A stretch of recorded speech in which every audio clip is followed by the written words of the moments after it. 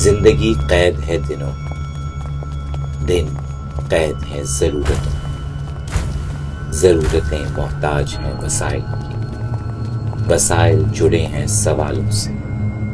इतने काफी हैं और कितने, बस एक डब्बे जितने या इन सब डब्बों जितने।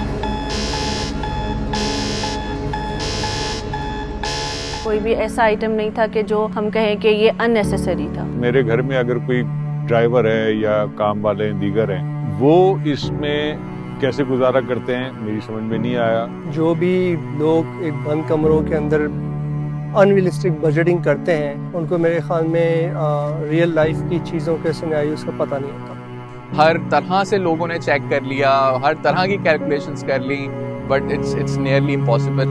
I just felt really bad and I think I do take life for granted. कम से कम तनख्वाह गुजारा लायक नहीं, जीने लायक होनी चाहिए।